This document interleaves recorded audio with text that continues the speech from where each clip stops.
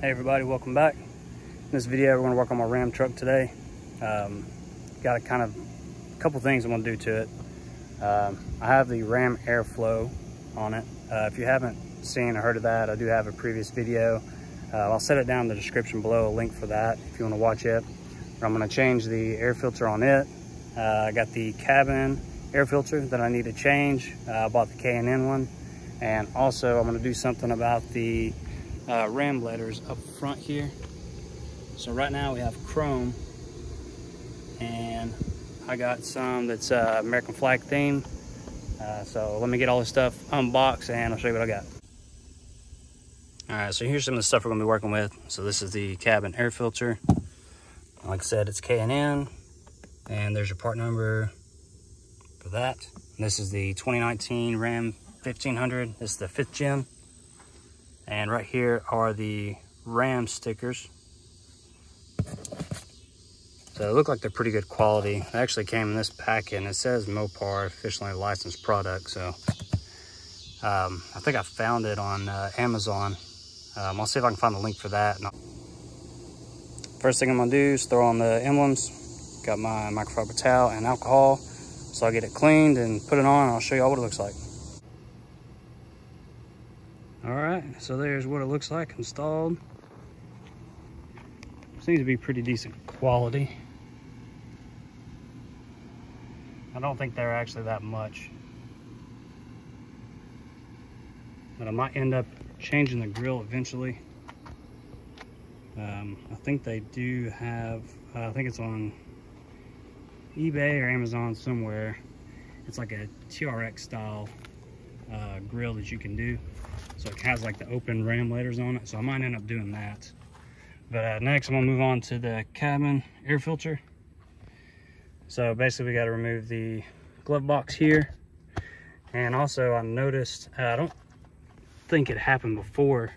Whenever I open it now, it doesn't slow open. And I'm pretty sure this one's had like a slow opening or a soft opening. But now it just drops down. So I'm gonna also look and see if there's any issues with that. But the air cabin filter does come with instructions, pretty simple. I just gotta kind of pull it out. I don't have my stand. I don't know what I did with it to hold the camera, but I will get everything out of the glove compartment and kind of show you the best I can with one hand on how to get this thing removed.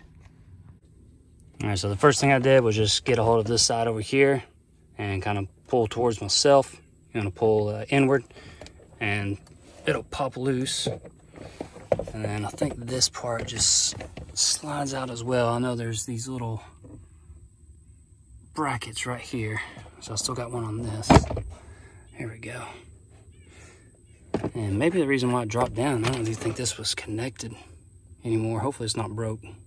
But anyways, you do have to connect that as well. And once you get everything disconnected, let me get my sunglasses off so I can see. Out in here, you have this little area, and this is where your filter's at. So basically all you're gonna do, there's a little tab, you'll pull that, pop it out, and it's gonna be the same thing on the other end.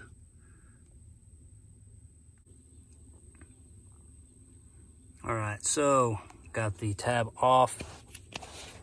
And you can see there's two little tabs on each end. You got your little arrows on how to pull the tabs. Once you get that out, we'll just reach in here and pull this out. We'll see how dirty it is. Oh my gosh, it's pretty dang dirty. Yeah, I think I was a little overdue for this. The good thing is we have one that's reusable now. So I'll just be able to clean it after. And this doesn't have any arrows that I see on it. And I'm guessing it's the same either way. And I'd say this probably goes on the front. It has a little shape at the back of it. So we'll just set it in with the letters up, assuming that's the right position.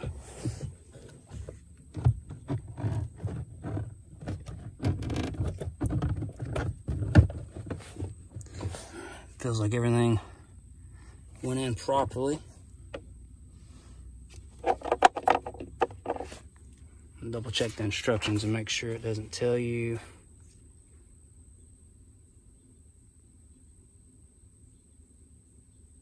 Okay, yeah, it doesn't tell you if it's directional or not, so I'm guessing it's both ways. And we will find out. So we're gonna put this back in. Try to do this with one hand and see how it goes. All right, so I got it. So I was thinking there was gonna be like a little snap that I was gonna hear. What it was, this tab was actually bent out just a little bit. So I just pulled it back out, kind of eased the tab in just a little bit, and we got everything connected now. So I think the reason why my glove compartment right here was dropping down so hard is because this was not connected. So it looks like this has like a little weight in the back that moves.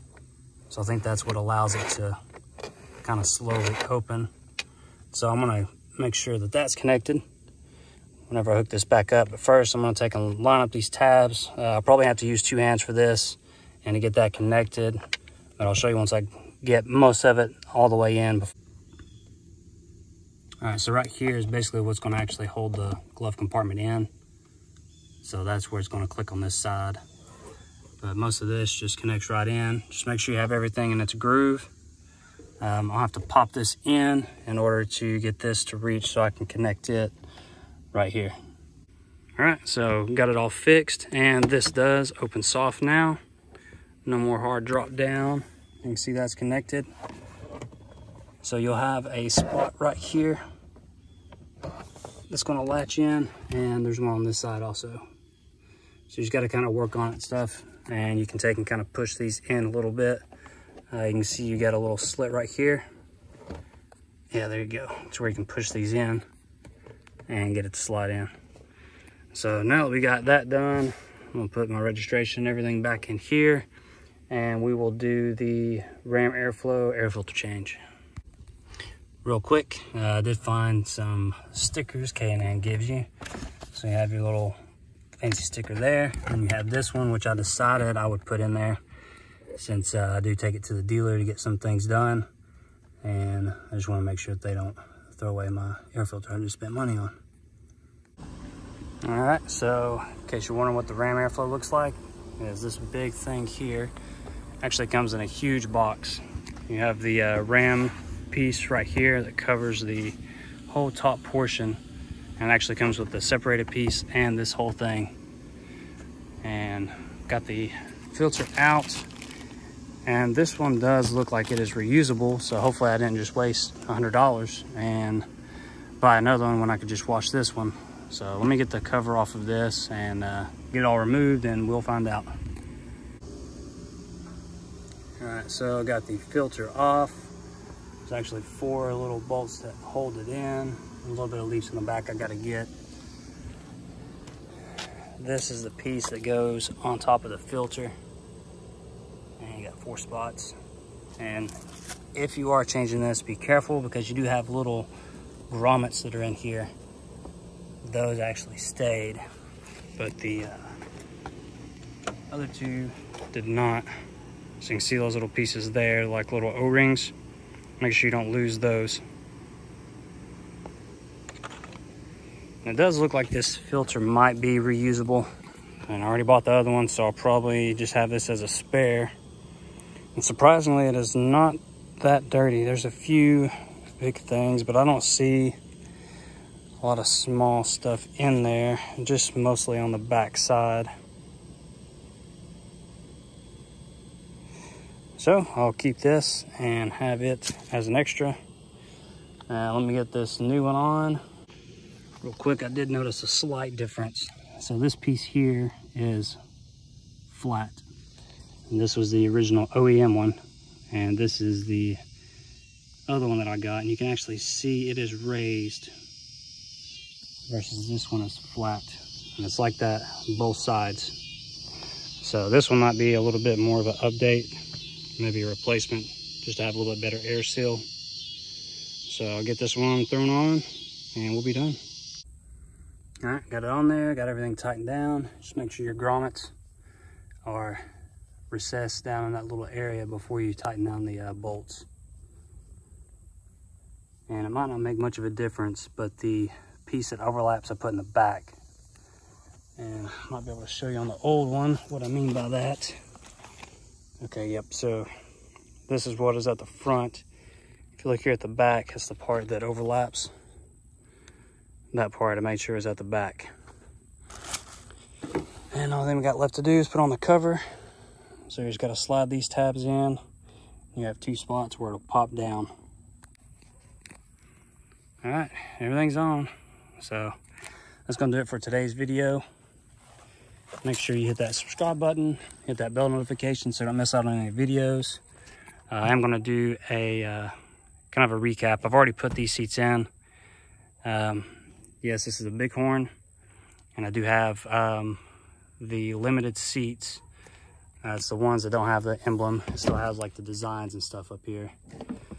But I'll kind of go over in another video how I got these put in and got the ventilated part to work. Here down in Georgia, it gets pretty hot. So I ended up putting these in there. And right now I just have the 8.4. So I bought the module that has the ventilated. So I have the physical buttons, and it does work in the screen as well. Works just like factory. And on the back side, the back seat, I just have like a cover. It's almost like a vinyl type cover. Just have that over the cloth seats for now. Very hard to come by unless you're buying it as a whole set. But 2019 they made Laramies that were quad cabs. So I'm trying to find a back seat that is leather that I can put in here. And I think that they were ventilated as well. So I might end up trying to change this out as well to where it has the heated and ventilated in the back as well. Not many people sit back here. That's why I don't have a crew cab. I have a couple dogs that'll go back here. Well, the bigger one goes back here, and the other one sits up here like a princess in his little bed. But keep an eye out for that video. And also going to do a video on the Corvette soon. I got an air intake for it and a few other things. So make sure you hit the subscribe button, hit the bell notification so you don't miss out on any videos, and I'll see you next time.